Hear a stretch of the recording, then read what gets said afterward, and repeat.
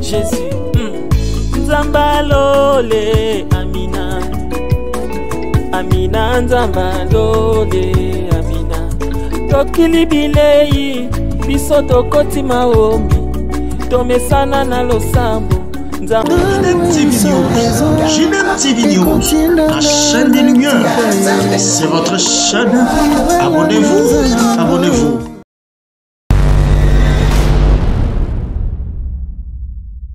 Nous disons merci à ce grand Dieu qui nous a fait grâce aujourd'hui. On est là. Et merci à vous tous qui nous suivez. Bonjour, bonsoir, ça dépend du lieu où vous nous suivez. Et aujourd'hui, nous allons parler, nous continuons plutôt avec l'Apocalypse, avec le même invité sur le pasteur Grégoire Mbaya. Et sans plus tarder, nous nous passons la parole en nous disant bonjour, pasteur Grégoire. Bonjour, Tanti. Merci beaucoup.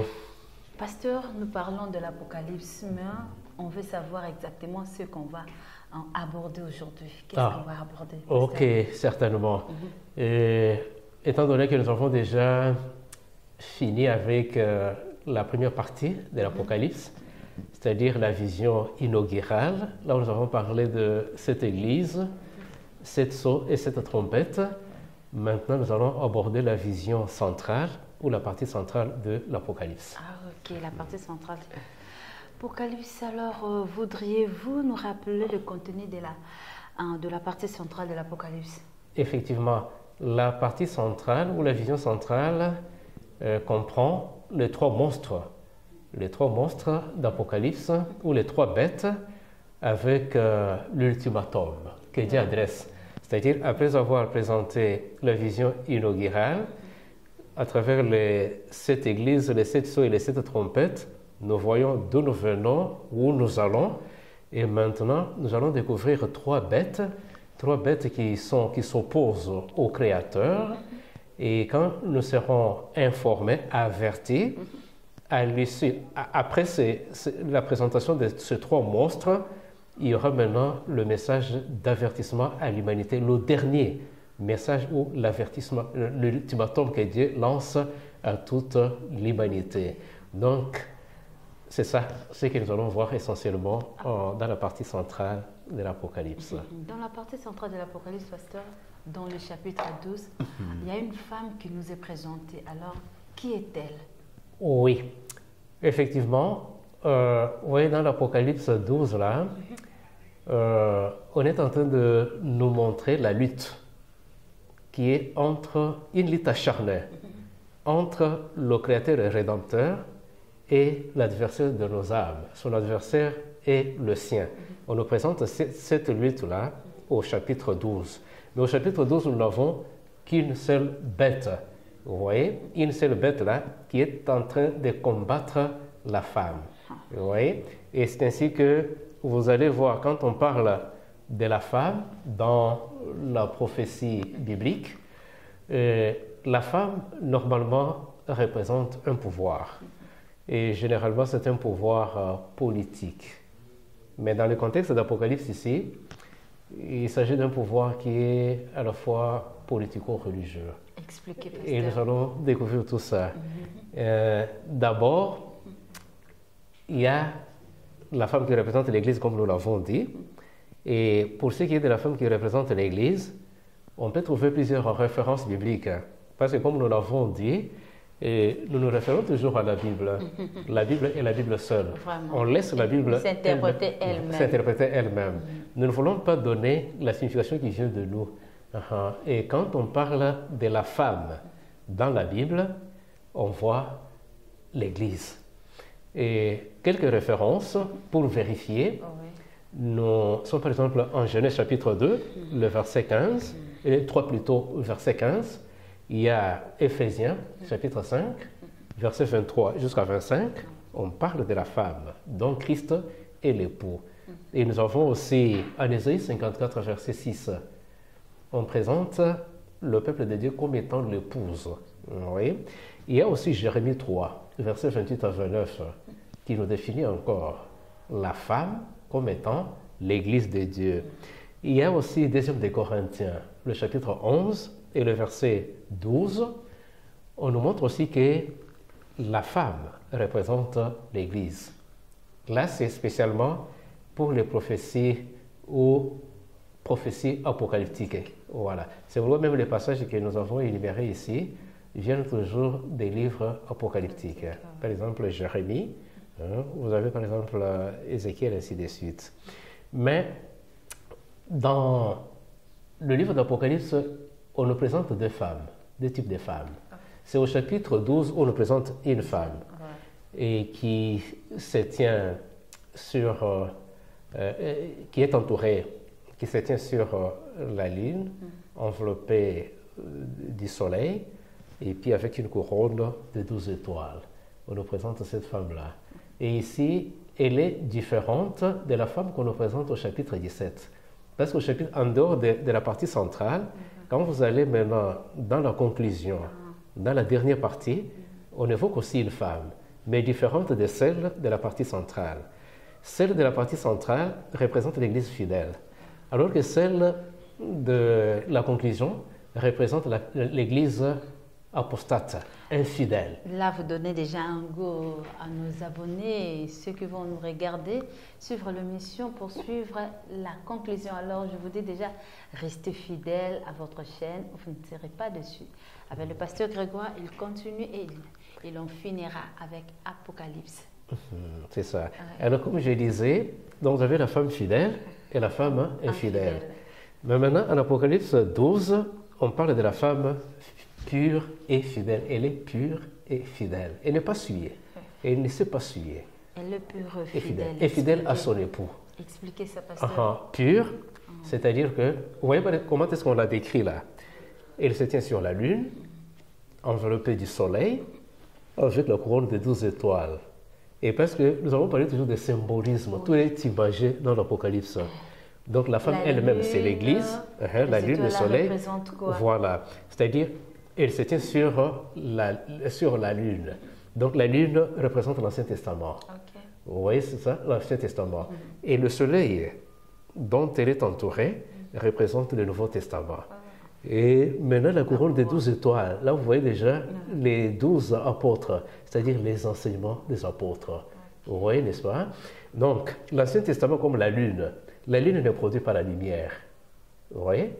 La lune ne produit pas la lumière. C'est le soleil qui produit la lumière. Mais la lune nous éclaire pendant la nuit. Oui, la lune reflète la lumière qui vient du soleil. Quand la lumière du soleil frappe sur la lune, lorsque la planète Terre se trouve du côté où il y a de l'obscurité, le côté opposé au soleil, elle se trouve dans l'obscurité. Mais comme la lune se trouve quelque part au coin là, elle reçoit la lumière du soleil et reflète sur la terre. Mais elle-même ne produit pas la lumière. La même chose aussi avec l'Ancien Testament. L'Ancien Testament, ce sont des images. L'ombre. Vous voyez? Mais l'Ancien Testament préfigurait, c'est-à-dire recevez quand même la lumière de la part du Messie à venir, qui n'est pas encore venu, mais qui va venir.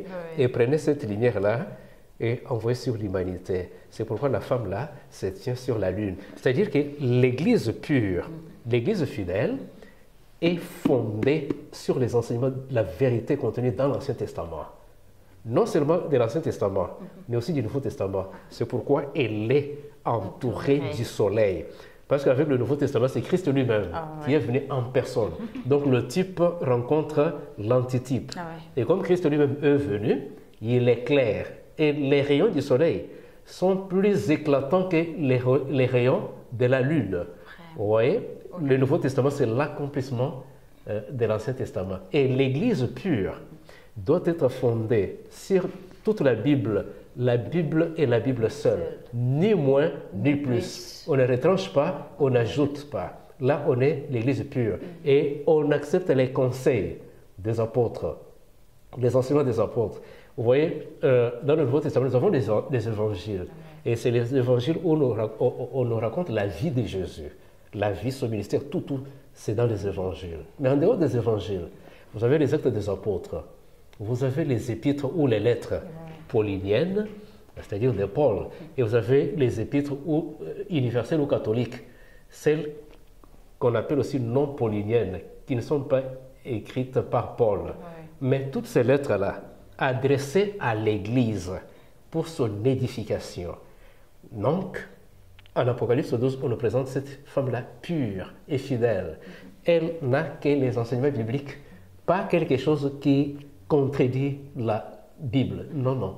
On ne verra pas ça dans cette église-là qui est pure, qui est fidèle à Christ, à son maître. Mais contrairement au chapitre 17, où vous allez trouver une autre femme, donc apostate, vêtue en pourpre, et ainsi de suite. Celle-là représente toutes les églises chrétiennes qui mélangent la vérité avec les traditions ou les enseignements humains, qui peuvent retrancher quelque chose de la Bible ou en ajouter quelque chose. Là, on est dans cette église-là d'Apocalypse 17, nous y reviendrons autrefois. Voilà. Mais maintenant, parlant de l'église pure et fidèle, lorsque nous allons en Apocalypse, sur le chapitre 19e, verset 7 jusqu'au verset 8, on est en train de parler de cette église qui est fidèle.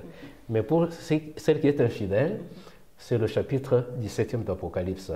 Mais quand vous prenez le chapitre 17e d'Apocalypse avec le chapitre 16e d'Ézéchiel, c'est la même chose. Et comme nous l'avions dit dans les émissions précédentes, l'Apocalypse, c'est la répétition de l'Ancien Testament. Et que l'Apocalypse, c'est le seul livre du Nouveau Testament qui cite presque tous les livres de l'Ancien Testament. Donc, 3/4 ou plus de 3/4 de l'Apocalypse, c'est la répétition de l'Ancien Testament.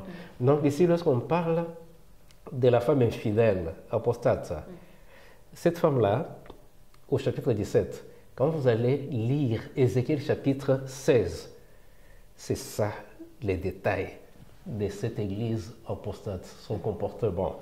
Et même dans Jérémie, le 3e chapitre et les 3 premiers versets, ces versets-là concernent la femme apostate, impure, souillée, dont il est question en Apocalypse 17. Merci, pasteur. Merci beaucoup. Mais quand on lit toujours, comme nous sommes dans l'Apocalypse, le chapitre 12, on nous parle aussi d'une bête. Effectivement. Alors, qui est-elle? Oui, oui, on nous parle d'une bête, l'une des 3 bêtes de la partie centrale.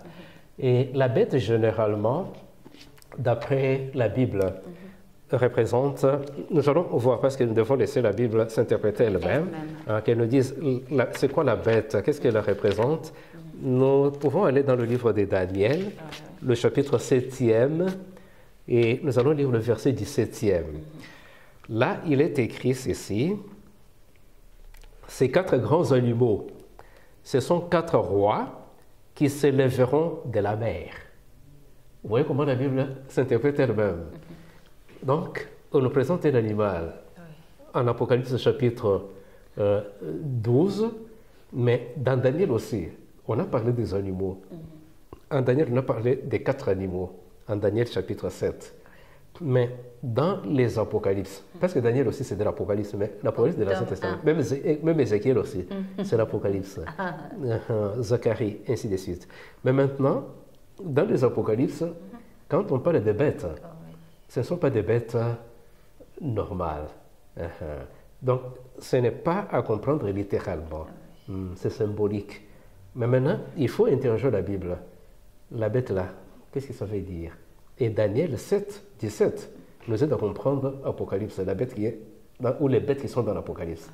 Donc, nous réalisons au verset 12, 17 plutôt, ces 4 grands animaux, ce sont 4 rois qui s'élèveront de la terre. Donc nous comprenons que les bêtes dont il est question en Apocalypse ou en Daniel, ce sont des pouvoirs. Ce sont des pouvoirs, et des pouvoirs politiques ou bien des pouvoirs politico-religieux. Donc la bête que nous avons dans le livre d'Apocalypse 12 représente le pouvoir. Et même au chapitre 17, il y a encore une bête là sur laquelle la femme vêtue de pourpre est assise. Cette bête-là, c'est toujours le pouvoir politique. Alors, pasteur, dans Apocalypse, on nous parle de 1260 jours. Est-ce que vous pouvez expliquer aux téléspectateurs de JDM TV, c'est quoi le 1260 jours? Effectivement, lorsqu'on parle de 1260 jours, là, il faut comprendre cela aussi symboliquement. Ce n'est pas compter 1, 2, 3, 4, 5, jusque-là. Non. c'est plus facile lorsque nous allons par exemple dans le livre des Nombres ou même le livre d'Ézéchiel. Ézéchiel chapitre 4, verset 6. Là, Dieu dit, je t'impose un jour pour chaque année. Vous comprenez? Je t'impose un jour pour chaque année. En d'autres termes, un jour dans les prophéties apocalyptiques égale une année. Oui, n'est-ce pas? Un jour égale une année dans les prophéties apocalyptiques. Pasteur, excusez, une année, c'est comme la nôtre où à l'époque on avait le... Non, comme la nôtre de 12 mois. 12 mois, oui. 365 jours. Voilà, un jour dans les prophéties apocalyptiques, c'est-à-dire en Daniel. Quand on dit un temps, 2 temps et la moitié de temps, c'est-à-dire 3 ans et demi. Un temps de... C'est-à-dire un temps là, dans le langage hébraïque, c'est-à-dire un temps, c'est-à-dire un jour. Okay. Des temps, c'est-à-dire 2 jours. La moitié d'un temps, c'est-à-dire demi-jour. Okay. Vous voyez? Mais ça, c'est de façon littérale. Mais symboliquement, un jour, c'est une année. 2 jours, 2 ans. La moitié d'un jour, c'est-à-dire demi-année. 6 mois. Et quand en Apocalypse 7, 25, en Daniel 7, 25, on dit un temps, 2 temps et la moitié d'un temps, c'est-à-dire 3 jours et demi, qui représentent 3 ans et demi. Vous comprenez? Okay. Mais maintenant, lorsque vous arrivez en Apocalypse, on dit 1260 jours. Les 1260 jours d'Apocalypse et les 3 ans et demi de Daniel 7, c'est la même chose. Donc Daniel 7, verset 25 et Apocalypse, les passages qui parlent de 1260 jours ou 42 mois. Vous comprenez? En Apocalypse, on parle soit tantôt de 1260 jours, tantôt de 42 mois. Mais dans le tome 1 d'Apocalypse, qui est Daniel, on parle de 3 ans et demi. Et 3 ans et demi, quand vous prenez une année, 12 mois. 12 fois 3, 36 mois. La moitié de l'année, 6 mois. 36 plus 6, ça fait combien? 42. 42 dont Jean de Patmos parle en Apocalypse. Au lieu de parler de 3 ans et demi en Apocalypse, lui parle de 42 mois. Okay. Où il parle encore de 1260 jours. Quand vous prenez 3 ans et demi, ça va vous donner 1260 jours. Quand vous prenez 42 mois, ça va vous donner 1260 jours. Vous voyez ça, n'est-ce pas? Oui. Donc, c'est ce que ça veut dire. Quand on parle de 1260 jours prophétiques en Apocalypse, il s'agit de 1260 ans. Et qu'est-ce qui devait se faire pendant les 1260 ans? Allez-y, pasteur. Là, nous sommes au Moyen-Âge. Nous sommes au Moyen-Âge. Dans cette période où cette bête était en train de travailler, le Moyen-Âge, cette bête a persécuté, comme vous ne pouvez pas connaître. 1260 de ténèbres, le Moyen-Âge. Et il s'est passé beaucoup de choses drôles. On a remplacé la parole de Dieu par les traditions. Il y a eu le baptême des petits-enfants. C'est pendant cette période-là. Avant cette période-là, on ne baptisait pas les petits-enfants. Parce que le baptême, celui qui doit recevoir le baptême, c'est celui qui croit. Or, un bébé qui vient de naître aujourd'hui, il ne sait même pas distinguer le bien du mal. Il n'a même pas la connaissance. Maintenant, il va recevoir le baptême comment? Est-ce qu'il s'est décidé ou bien quelqu'un d'autre s'est décidé à sa place? Vous voyez? Un faux baptême pour les petits-enfants. Tout ça, c'est pendant cette période de ténèbres. L'immortalité de l'âme. Alors que la Bible dit que l'âme meurt, l'âme de celui qui pêche mourra. Mais maintenant, on vous dit que l'âme ne pêche pas, l'âme est immortelle. Tout ça, c'est pendant cette période, pendant les 1260 jours-là. Donc, il y a eu l'Église romaine qui a régné pendant cette période-là et qui a persécuté et qui a introduit des hérésies au sein du christianisme. Donc, quand vous voyez les 42 mois ou les 1260 jours, c'est-à-dire 1260 ans de persécution où l'Église de Christ a souffert. Enfin, c'est ça. Okay. Et ça, c'est la bête qui est là, c'est le dragon. Le dragon. Oui. Et le dragon, d'après la Bible, c'est Satan, le diable. Oui. Et derrière tout ce pouvoir-là, politique ou politico-religieux, qui dérangeait le peuple de Dieu au cours des années, derrière, c'est le diable qui est là. Donc quand vous voyez la bête, c'est soit le diable lui-même comme le dragon, soit le pouvoir interposé. Et comme nous aurons à le découvrir avec le temps dans l'émission prochaine, c'est là où vous allez voir les États-Unis entrer sur scène dans la danse. L'une des bêtes représente les États-Unis d'Amérique. Parmi les 4 bêtes. Parmi les 3 bêtes. 3 bêtes plutôt. D'Apocalypse. D'Apocalypse. Pas les 4 bêtes de Daniel. Mais il y a aussi correspondance entre ces bêtes-là de Daniel et les bêtes de la partie centrale ici. Mais ici, au 12e chapitre, c'est le dragon. Et le dragon représente, symbolise Satan lui-même, mais qui est en train d'agir par des personnes interposées. Et les 2 autres bêtes que nous verrons au 13e chapitre, maintenant ce sont les bêtes qui jouent le rôle de leur maître qui est le dragon. Et quand on va aborder le 13e chapitre, on parlera de ces 2 autres bêtes. Mais pour le moment, nous avons le dragon et qui pendant 1260 ans a agi, a dérangé. Et le même dragon, vous voyez la femme, elle est grosse. Vous voyez la femme est grosse. La femme là d'Apocalypse 12 est grosse et l'attend, engendrée, enfantée. Et c'est l'Église pure, à travers laquelle le Messie va naître. Vous voyez, n'est-ce pas?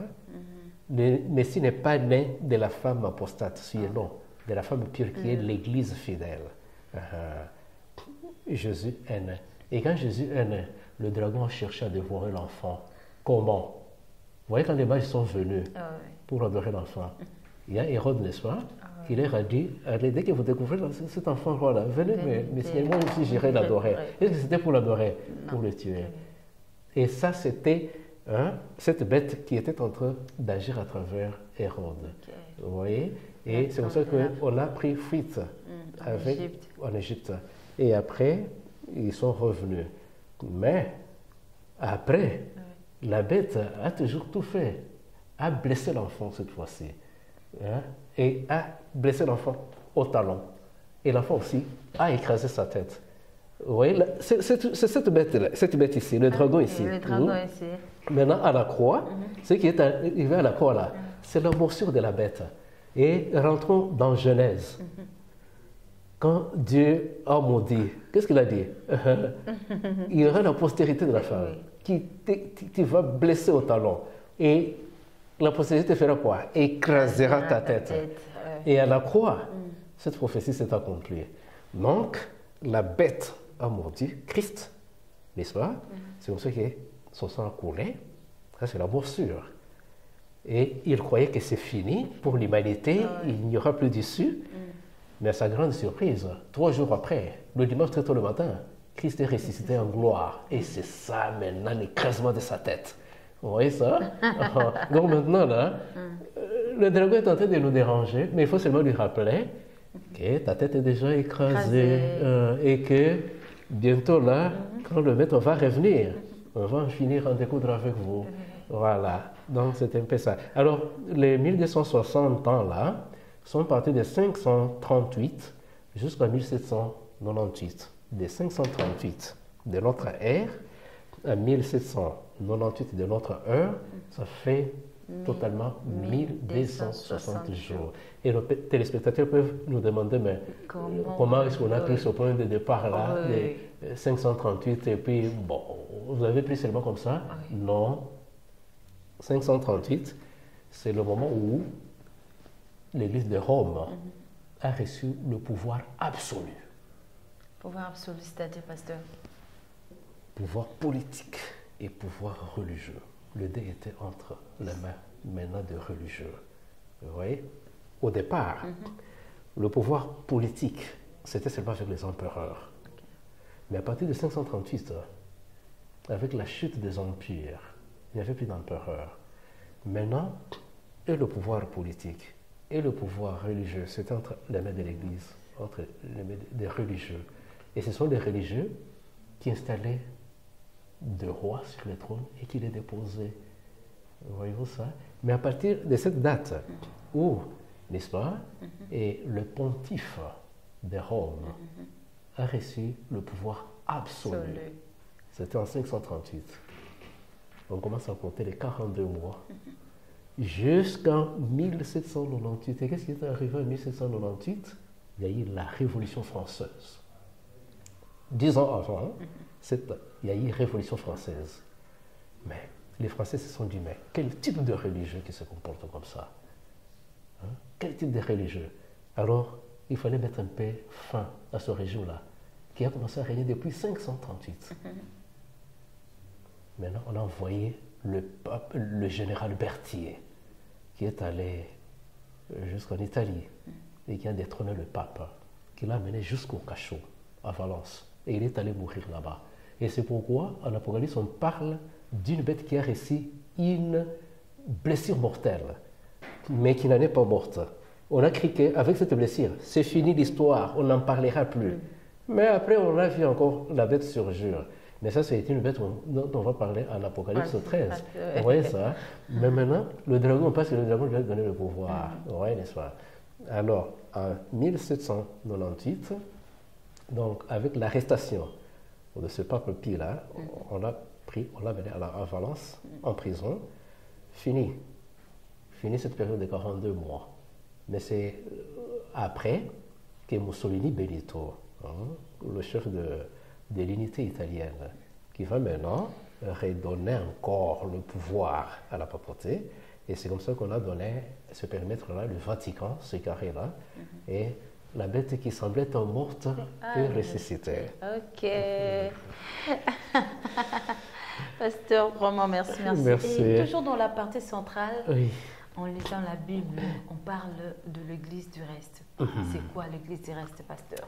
Effectivement, l'église du reste n'est rien d'autre que l'église pure. Au départ de tout le temps, avant même l'ascension de Christ, lui-même, il a commencé l'église chrétienne, que nous appelons aujourd'hui chrétienne, l'église apostolique. Cette église primitive, elle était sans tache. Comme nous l'avons remarqué avec Éphèse, avec le premier sceau, le cheval blanc, la pureté. C'est comme ça que c'était cette église fidèle au départ. Pendant toute la période des apôtres, l'église est restée toujours irréprochable, fidèle. Mais maintenant, c'est après le décès de tous les apôtres, la persécution s'est intensifiée et à partir des Thyatire, ainsi de suite, il y a eu maintenant des saletés qui entraient maintenant dans l'église. C'est pourquoi vous avez vu avec même les différents sceaux. Le deuxième sceau, voilà, qui devient rougeâtre, noir, pâle, voilà. C'est cette situation-là. C'est salut. Mais ce n'est pas l'église à 100% qui était salut. Quand bien même il y a eu la persécution, il y en a qui, à cause de la persécution, ont cédé. Mais il y a eu toujours un reste. De tout le temps, malgré la persécution, Dieu se réserve toujours un reste. Alors quand on parle de l'église du reste, en Apocalypse 12, on voit cette église qui était pure là, mais qui s'est laissée corrompre. Oui, par l'ennemi. Mais quand bien même elle s'est laissée corrompre, mais ce n'est pas elle tout entière. Il y a eu quand même une partie qui est restée. Vous voyez par exemple le cas d'Élie, à cause de la persécution et tout ça. Bon, à un moment donné, il dit à Dieu, je suis resté le seul juste. Vous comprenez? C'est-à-dire que lui, à ses yeux, il voit que toute l'église, tout le peuple est corrompu. Je suis resté seul. Mais Dieu lui a révélé. Il y a encore 7000 qui n'ont pas encore fléchi les genoux devant Baal. Les 7000 qui étaient restés là, à l'époque d'Élie, constituent le reste. Mais tout Israël, tout le peuple de Dieu, corrompu, mais il y a eu quand même un reste qui est resté, qui n'est allé ni à gauche ni à droite, qui est resté fidèle à son maître. C'est le reste. Et même dans ce temps de la fin, Dieu a son reste. En ce temps de la fin, Dieu aussi a son reste. Il y a eu corruption, tout ça. Parce que vous voyez maintenant, il y a une multiplicité d'églises.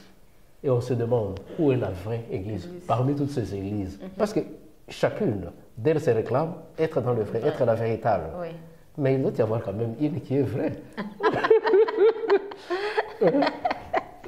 Est-ce que toutes les églises ne peuvent pas être vraies? Toutes. Si tout était vrai, elles devaient avoir les mêmes doctrines. Mais quand se réclamant tous des Christ, ayant tous le même manuel, mais parlant des langages différents, elles ne sont pas toutes vraies. Ok. Est-ce que vous n'êtes pas d'accord avec moi? Nous avons tous la même Bible, Oui. le même maître, le même Dieu, mais des langages différents, des enseignements différents. Peut-être c'est par rapport à la compréhension, à la révélation. Mais c'est ça. Il y en a qui n'ont pas reçu la révélation. Maintenant, quand on n'a pas reçu la révélation, on est dans le vrai ou bien on est dans le faux. Et il y en a qui ont mal compris. Et quand on a mal compris, on est dans le vrai ou bien on est dans le faux. Bon, la révélation aussi est progressive, pasteur. Même si elle est... Alors, le reste là, on donne les caractéristiques. Peu importe la pluralité d'églises. Mais parmi toutes ces églises-là, on peut découvrir la vraie. Vous avez anticipé ma question. Ah, ok. Et la Bible est claire là-dessus. Ne nous a pas laissé à la croisée des chemins. Nous donne la lumière, comment identifier. Comment reconnaître l'église du reste. Voilà. C'est que vous appelez la vraie, la pure. Vraie, la pure, selon la Bible. Oui. Nous sommes toujours dans Apocalypse 12 là, cette fois-ci le verset 17e. Là, il est écrit, « Et le dragon fit irriter contre la femme, et il s'en alla faire la guerre au reste de sa postérité. » Et quel est cet reste? À ceux qui gardent les commandements de Dieu et qui ont le témoignage de Jésus. Et en Apocalypse 19, on nous définit ce que c'est que le témoignage de Jésus. On dit c'est l'esprit de la prophétie. C'est quoi l'esprit de la prophétie? Les dons de la prophétie. Donc, la vraie Église, elle est obéissante à son maître. Elle accepte toute la Bible, sans rien retrancher. Si c'est dans la Bible, on accepte. Si ce n'est pas dans la Bible, ce n'est pas pour moi. On rejette. C'est ça la vraie Église. Elle garde les commandements de Dieu. Et puis, elle a le témoignage de Jésus. Et le témoignage de Jésus, la Bible définit le témoignage de Jésus comme étant les dons des prophéties ou l'esprit de la prophétie. Pasteur Crézé encore, je sens que vous avez la matière. Crézé par rapport aux caractéristiques de l'Église du reste. Du reste. Oui. C'est-à-dire qu'elle a la révélation. Elle observe les commandements de Dieu. Et quels sont ces commandements de Dieu dont il est question? C'est contenu dans la parole de Dieu. Vous voyez, toute la Bible, je pense qu'on l'a dit une fois ou pas encore, elle a 31 000. Ça, c'est 33 versets. On l'avait déjà dit, je crois. Oui, n'est-ce pas? Mais Dieu a inspiré ses serviteurs qui ont écrit de sa part. Mais lui aussi a écrit. Mais curieusement, lui n'a écrit que 16 versets. Et parmi les 16, 15, c'était au mont Sinaï. Et les 15, ce sont les 10 commandements. Vous voyez ça? Dieu lui-même, de son propre doigt, il est descendu. Peut-être les téléspectateurs peuvent se demander, mais le pasteur est en train de nous raconter des histoires. Allons dans le livre, allons dans le livre de Deutéronome.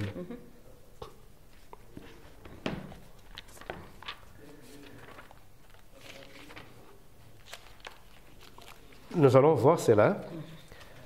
Comment est-ce que Dieu a écrit ce verset à lui? Et si nous pouvons observer ce que les gens ont écrit, pourquoi ne pas observer ce que Dieu lui-même a donné? Je vais parler de Deutéronome, c'est Exode chapitre 31, verset 18. Il est écrit: lorsque l'Éternel eut achevé de parler à Moïse sur la montagne de Sinaï, il lui donna les 2 tables du témoignage, tables de pierre écrites du doigt de Dieu. Dieu n'a pas utilisé l'encre, Dieu n'a pas utilisé du papier, Dieu a utilisé son doigt, et il a utilisé les tables de pierre, il a griffonné, et les 10 commandements sont restés là. C'est tout ce que Dieu a écrit dans la Bible. Mais le reste des textes ici, il a dicté. Mais pour ces 10-là, ces 10 commandements-là, il dit lui-même doit les écrire. Et un autre passage, là c'est 15 passages qu'il a écrit. Maintenant, un autre passage Là, nous sommes dans Daniel. Vous vous souvenez lorsque le roi Cyrus est allé prendre Babylone, faire tomber Babylone. Peu avant son entrée, il y a eu la classe élite de Babylone qui était en train de festoyer. Et les ustensiles sacrés que Nebuchadnezzar avait amenés de Jérusalem étaient bien gardés là. Il n'en avait jamais fait l'usage. Mais ce jour-là, Belchassar va prendre ces ustensiles-là sacrés du temple de Jérusalem pour utiliser là avec ses concubines. Il est allé toucher là où il ne fallait pas toucher. Ça a provoqué la colère de Dieu. Et ce jour-là, la sentence est tombée. Et l'empire babylonien devait connaître sa chute. Et c'est comme ça que Dieu lui-même est descendu. Il n'a pas envoyé le message cette fois. Il est descendu lui-même en personne. Et il l'a écrit avec son propre doigt sur le mur. Et tout le monde qui était ivre est devenu juste et regardait une main invisible en train d'écrire sur la muraille. Là, c'est un verset. Et zongi. Donc, un verset là-bas, dans le palais, dans la salle de festin à Babylone, et puis 15 versets sur le mont Sinaï. Dieu qui a effectué un voyage, il a quitté le trône, il est descendu sur le mont Sinaï. Il y a un mois, je survolé le mont Sinaï, je suis passé au-dessus du mont Sinaï. Et c'est ici où Dieu était descendu pour écrire ces 10 commandements. En Afrique. Oui, entre l'Afrique et Israël. Juste au milieu là. Le mont Sinaï est là. Jusqu'aujourd'hui, Dieu est descendu en personne sur cette montagne-là. Vous avez regardé. J'ai dit, c'est ici qu'il est venu écrire. Les grands glorieux Dieu. Avec son propre doigt. Ici. Vous voyez, n'est-ce pas? Donc, il n'a écrit que 16. Mais maintenant, ici, on nous dit, c'est qui garde. Le reste, garde ces 10 commandements-là, écrits du doigt de Dieu. C'est vrai, nous ne sommes pas sauvés par les commandements, par la loi. Nous sommes sauvés par la grâce au moyen de la foi. Mais ça ne veut pas dire que les commandements écrits du doigt de Dieu sont inutiles. Parce que ce sont ces commandements-là qui nous pointent le chemin de la croix. Oui, les commandements, la loi, là, morale. On l'appelle morale. Et nous oriente vers la croix. Quand j'ai péché, je ne sais pas que faire. Je suis candidat à la mort. L'homme me dit non, non. Allez à la grâce. Allez là-bas, à la croix. Donc sans zèle, sans cette loi, je n'aurais pas connu le chemin. Et de nos jours, pasteur, est-ce qu'on peut reconnaître facilement l'Église du reste? Oui, facilement. On nous a donné. On a dit, quand vous voyez seulement l'Église qui observe tous ces 10 commandements et qui a le don des prophéties, c'est cette Église-là. Pasteur, je ne sais pas si vous pouvez encore expliciter par rapport à ce don de prophétie. Est-ce que là où on prophétise, on voit des prophètes, où là on reconnaît la parole de Dieu comme prophétie par excellence? Ce que vous avez dit là, les tout là. Là, on peut prophétiser ainsi par l'Éternel, tout ça, tout ça. Oui. Ok. Mais dans le vrai. Dans le vrai. Parce qu'il y en a qui font comme ça, mais ils ne sont pas dans le vrai, ils sont dans le faux. Mais comme on dit, on reconnaîtrait l'arbre par ses fruits. Il faut avoir l'esprit de discernement pour voir est-ce que c'est de Dieu ou bien c'est pas de Dieu, cette révélation-là. Et puis, il faut que ça se conforme à la parole. Voilà. Parce que, vous voyez la Bible, la rédaction a pris 16 siècles. Et ceux qui ont écrit là, celui qui a écrit, par exemple, en l'an 500 avant Jésus-Christ, n'a pas rencontré Matthieu qui a écrit au 1er siècle. Mais leurs écrits ne se contredisent pas. Jean de Patmos qui a écrit à la fin de l'an 100 de notre heure n'a pas rencontré Moïse qui a écrit le Pentateuque, les 5 premiers livres. Mais ils ne se contredisent pas parce que le même esprit. Aujourd'hui aussi, tout celui qui dit qu'il a reçu la révélation de la part de Dieu, ça ne peut pas contredire ce qui est contenu dans ce canon. S'il dit des choses qui contredisent ce qui est dans ce canon sacré, carrément il faut mettre à la croix. Mais si ça va de pair avec ce qui est ici, parce que c'est le même esprit là, il ne change pas, il est ignorable, le Saint-Esprit. Il ne change pas. Comment est-ce qu'il peut dire une chose à Moïse? Il vient dire à Ézéchiel, qui ne se sont jamais rencontrés. Il vient dire à Malachie, qui n'a pas encore rencontré, qui n'a jamais rencontré les précédents là. il dit à Luc qu'il n'a pas rencontré, mais tout se dit de la même façon. Jean de Patmos qui va reprendre tout ce que tous ceux de l'Ancien Testament ont dit, alors qu'il n'a pas, il ne les a jamais côtoyés. Le même esprit là. Mais comment est-ce que le même esprit là aujourd'hui, il va me dire des choses qui s'opposent à ce qu'il a dit à tous ces 40 auteurs qui ont écrit la Bible? Voilà comment est-ce qu'on peut identifier si c'est un bon prophète, un vrai prophète ou un faux prophète. Oh là là, merci pasteur. Je crois que pour aujourd'hui, je peux dire, je ne sais pas si vous avez encore à ajouter, peut-être vous attendez à une question et je ne l'ai pas posée. Vous pouvez vous poser la question, répondre à cela par rapport à cette partie centrale de l'Apocalypse. Mais quant à moi, je crois que pour aujourd'hui, on a fini. Effectivement, je pense qu'on a fini pour aujourd'hui. Donc, nous avons abordé la partie centrale, ou bien la vision centrale, mais juste une partie, la première partie de la vision centrale. Aujourd'hui, nous sommes limités seulement au chapitre 12. Comme ça, prochainement, nous allons voir la partie centrale, suite. Suite là, nous allons voir maintenant les deux monstres qui sont restés. Aujourd'hui, nous avons vu un monstre, maintenant, il nous reste deux monstres et l'ultimatum, le dernier message adressé à l'humanité. Pasteur, vous avez encore la parole, mot de la fin. Qu'est-ce que le peuple de Dieu, tous ceux qui vont nous suivre, peuvent retenir? Peut-être ils vont tout oublier, mais qu'est-ce qu'ils peuvent retenir de cette grande partie centrale de l'Apocalypse? Oui. Ce que nous pouvons retenir, c'est que dans la partie centrale, nous avons dit qu'on nous présente 3 monstres ou 3 bêtes, et les bêtes sont symboliques, représentant ici le pouvoir politique ou le pouvoir politico-religieux. Et pour ce qui est de la première bête de cette partie centrale de l'Apocalypse, nous avons dit qu'il s'agit d'un dragon, et le dragon n'est rien d'autre que le diable, et qui est en train de combattre le Seigneur et son peuple. Et nous avons retenu aussi que la femme qui est en train d'être combattue ici par le dragon représente l'Église pure, qui ne s'est pas suivie avec des faux enseignements, avec des traditions humaines, mais qui est restée basé dans la Bible et la Bible seule, c'est-à-dire l'Ancien Testament, le Nouveau Testament, ainsi que les enseignements des apôtres. Contrairement à une autre femme que l'on trouve en Apocalypse 17, qui est la femme apostate, qui est souillée, qui représente la fausse Église. À vous, chers téléspectateurs, je vous supplie de faire partie du reste. Quand on parle de l'Église du reste, c'est-à-dire lorsque toute l'Église s'est corrompue, s'est laissée corrompre, s'est souillée, mais il y a quand même quelques frères et sœurs qui restent attachés à la Bible, sans rien ajouter, sans rien retrancher, la Bible est la Bible seule. Et si vous pouvez avoir la Bible pour règle de foi, rien que la Bible, là, le salut est assuré. Et même en attendant que Jésus revienne, la connexion avec votre Créateur et Rédempteur est bonne. Il n'y a pas de vacarme. Donc, vous serez en bonne relation avec lui et tout ce dont vous avez besoin, il va vous l'offrir. Et au finish, vous aurez la vie éternelle. C'est ma prière pour chacun de vous.